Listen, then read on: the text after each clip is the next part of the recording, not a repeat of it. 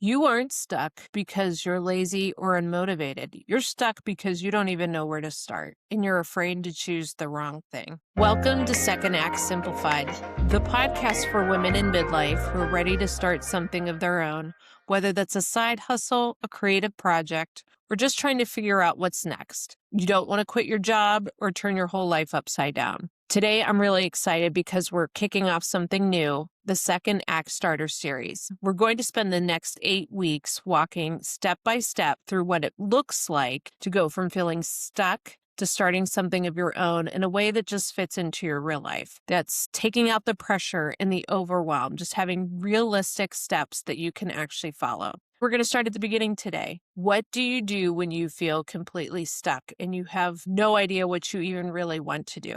Let's talk about that stuck feeling. If you're here now, there's a good chance that this feels familiar. You've done a lot in your life already. You've worked, you've managed things, you've handled responsibilities. You know you're capable, but now there's this feeling that something's missing. I'm hearing this so much now, whether I'm listening to podcasts, talking to friends. You've just hit this time in your life where you want something that's your own. It feels different. You want something that feels like you and not something that you're doing for somebody else's goals. But you have no idea really what that is. And this is where a lot of women say they feel stuck, or they start to assign these negative attributes to themselves, like I'm incapable. But it's not that. You're in a transition period. Midlife for many of us is the first time you've had time to think and do anything for yourself. And that is such a weird period. You're like, okay, what do I do now? My kids are either more self-sufficient or they're off to college. I'm at a point in my job where I can manage these things. My household is kind of in order.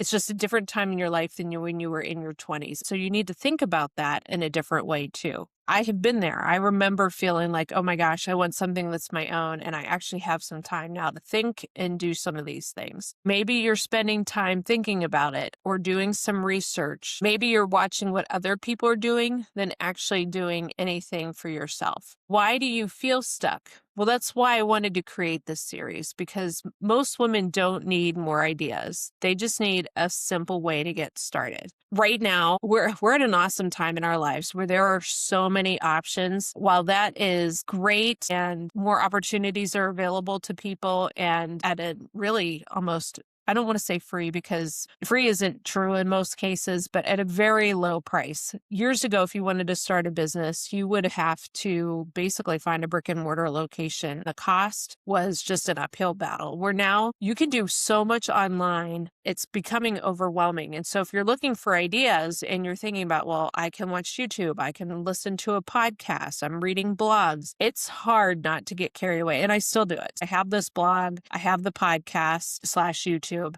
and it is really easy for me to listen to somebody else's podcast or YouTube video and be like, well, I should add that to my mix. I should do that.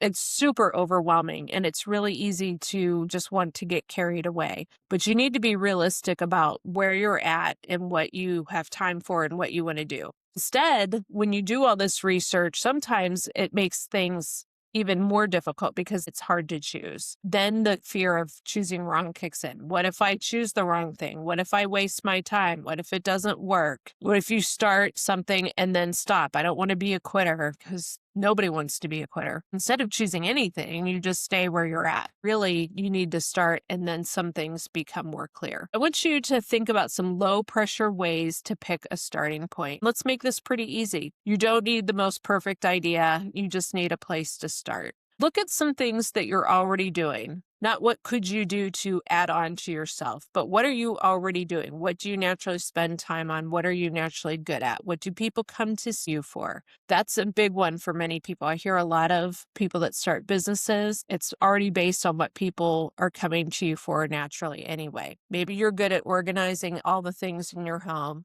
You're good at meal planning or budgeting. You're great at research, or you enjoy writing or decorating. These are areas that you could help other people. You don't need to have this whole brand new life or a brand new plan. Lean into what you're already good at and pay attention to what other people are already talking to you about. Then pick something that fits into your life right now, not your life 20 years from now, not the perfect life or your dream life. Let's be realistic, because if you're realistic, it's a lot more likely to be something that you can stick with or even be successful at. If you work full time, you probably have a lot of responsibilities. You don't have endless time and energy. What fits into your schedule? Do you have 1 or 2 hours? Is it something you can do consistently each week? Does the time feel manageable, that you have enough time now and then you can fit what you're looking to do into that available time? Because if it doesn't fit, you're not even going to do it. You might get 1 or 2 weeks in and you're like, forget it. I don't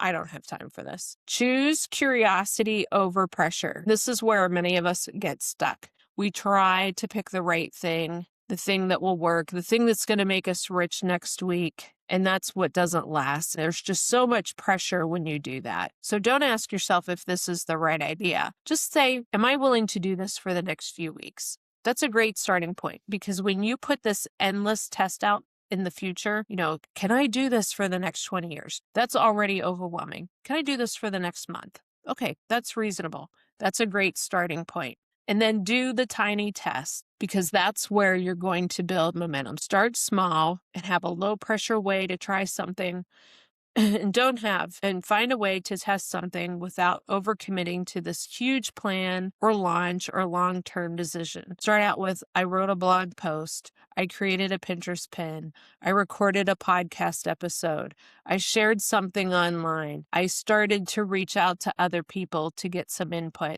The goal isn't perfect, but it is to help get some kind of feedback. Did I actually enjoy that?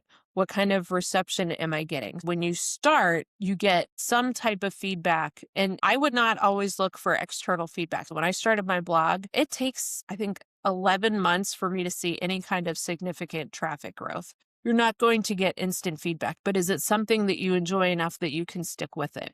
That's the kind of test that you need to do for yourself. Then you can reframe your goal. Most people think the goal is to pick the right idea, but really the goal is to not be stuck and do nothing. Start somewhere, learn from it, and adjust as you go. You're not trying to build a business today. You're starting to test your idea. This is just the beginning of my second act starter series. Next week, we're going to talk about something that stops almost every woman I talk to, and that is time. Believe me, I'm there. I could talk about the conflicts with my time probably for a whole episode. Even if you want to start, the question becomes, where does it fit into your life when you're already busy? We're going to break that down in a way that actually works. This episode helped you think differently or take a small step forward. Make sure you're subscribed so you don't miss what's next. And if you're ready to stop overthinking and actually figure out your next step, I created a free resource to help, and it's called the Second Act Pathfinder. And it will walk you through how to choose a different direction and start without a lot of overcomplication. You will find that in the show notes. If you know another woman who's been thinking about starting something new and hasn't started yet, share this episode with her. Sometimes that's the next thing to help them get started as well. Thank you so much, and we will talk to you next week. Take care.